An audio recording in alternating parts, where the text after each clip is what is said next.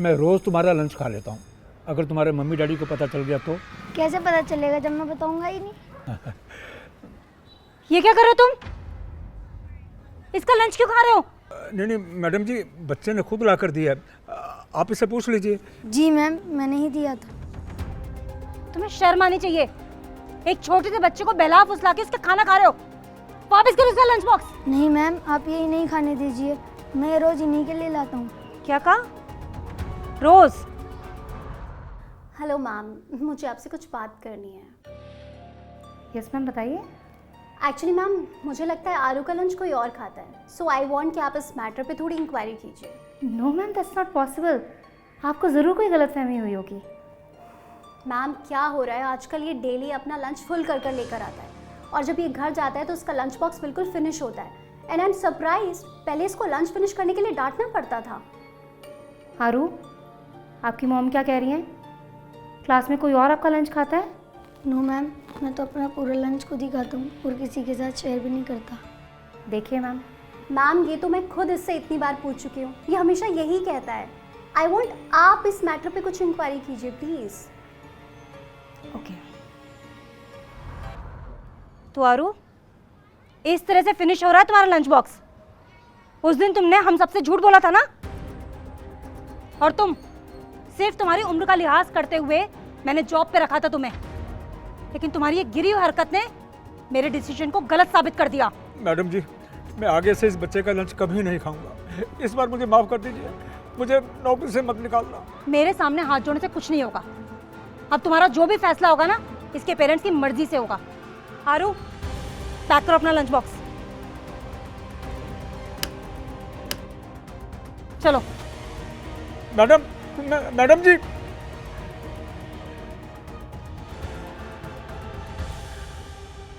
Sorry Mrs Kapoor, आप एकदम सही थी।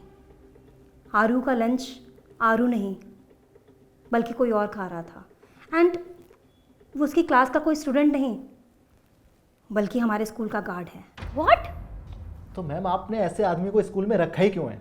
मैं तो कह रहा हूँ अभी लात मार के बाहर निकालिए उसको, वरना मैं पुलिस कंप्लेंट करूंगा। He is right. आज वो हमारे बच्चे का लंच खा रहा है, कल को बच्चे के साथ कुछ भी कर सकता है। Who will be responsible for this ma'am? देखिए, मैं आप दोनों की परेशानी और अपने बच्चे के लिए कंसर्न अच्छे से समझ सकती हूँ, but he is an old man और उसको अपनी गलती का रियलाइजेशन भी है। And it was my mistake too, but it's just a request. आप दोनों एक बार उनसे मिल लीजिए, वो आप लोगों से सॉरी बोलेगा और यहाँ से चला जाएगा। वैसे भी मैं ऑलरेडी उसे जॉब से निकाल चुकी हूँ। Please please ma'am. Okay. Thank you.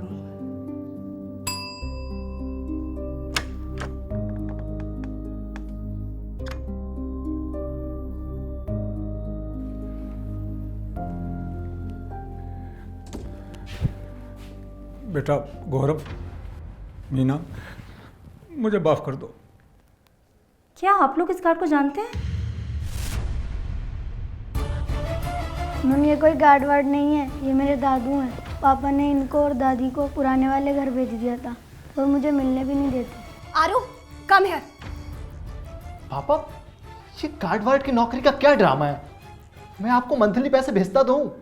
हाँ बेटा, तुम ज़रूर भेजते हो, लेकिन उसमें से आधा तो तुम्हारी माँ के इलाज में खर्च हो जाता है बेटा, और जो बाकी बचता है उससे गुजारा भी बड़ी मुश्किल से हो पाता है बेटा। इसलिए मैंने सोचा कि तुम दोनों पर और बोझ डालने से अच्छा है कि मैं ही कोई काम शुरू कर दूं, इसलिए मैंने ये नौकरी।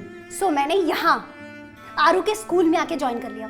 आपको कोई और जगह नहीं मिली? अरे एटलीस्ट हमारी इज्जत का तो ख्याल किया होता। बेटा, मुझे नहीं पता था कि ये आरू का स्कूल है, सच कहता हूँ। झूठ बोलना कोई आपसे सीखे।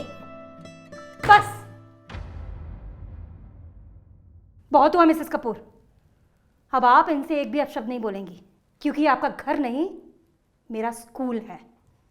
यहाँ हम बच्चों को मॉरल वैल्यूज सिखाते हैं, अपने पेरेंट्स और एल्डर्स से किस तरह से बिहेव किया जाता है ये सिखाते हैं। बड़े अफसोस की बात है कि आप जैसे एजुकेटेड और खुद को वेल मैनर्ड दिखाने वाले पेरेंट्स कितनी छोटी सोच रखते हैं। अरे आप लोगों से अच्छा तो ये मासूम सा बच्चा है जो अपने बूढ़े दादू को खाना खिलाने के लिए आप लोगों से झूठ बोलता था। इस बच्चे का एक झूठ 100 सचों से बेहतर है। आप लोग मेरी एक बात ध्यान रखना, बच्चे अपने बड़ों के नक्शे कदम पर ही चलते हैं, तो हो सकता है आरू बड़ा होकर आपके साथ भी यही व्यवहार करे। तो उसके लिए आप दोनों तैयार रहना।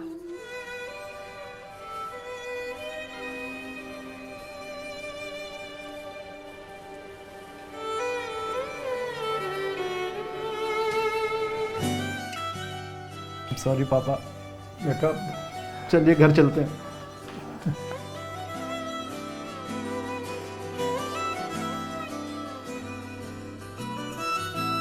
Thank you.